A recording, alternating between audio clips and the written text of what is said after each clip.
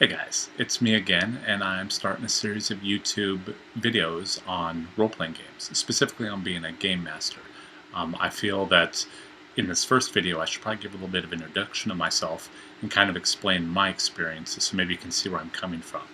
I do also have a strong interest in tabletop miniature games and video games and LARPing. Those are all kind of a little bit different subjects, so I'll probably do them in a different type of setting.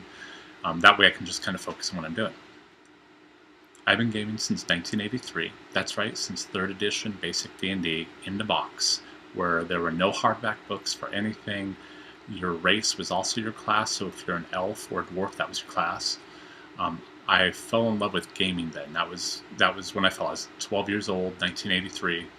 Um, I guess probably a little bit of background. Most of the options around me were drinking and partying, and I saw that growing up a lot. And then here I saw this escape.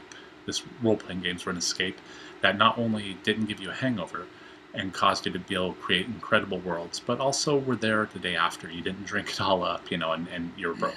I guess the best part of this is when I purchased this growing up poor.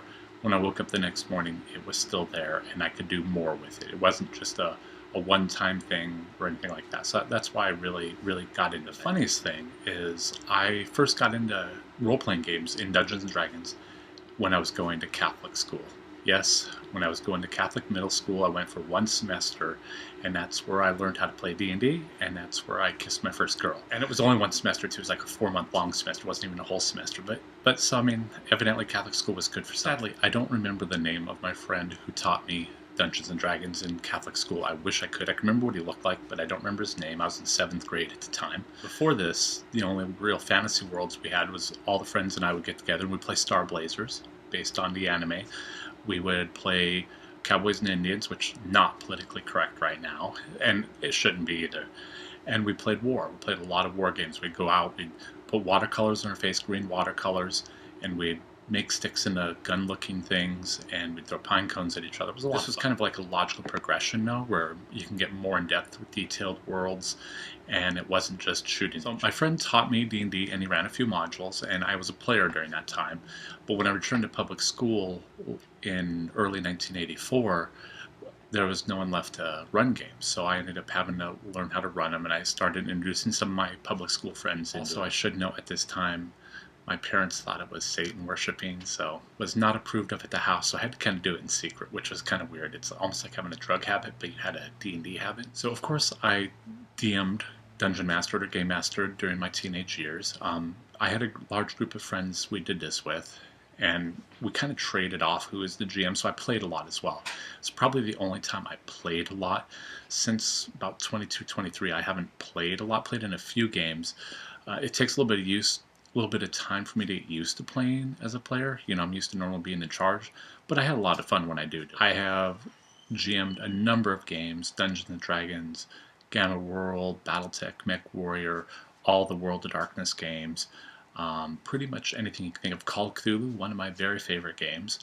And then right now we've been doing GURPS for about 9 years, and we've been using that for a multitude, dozens of worlds, different worlds.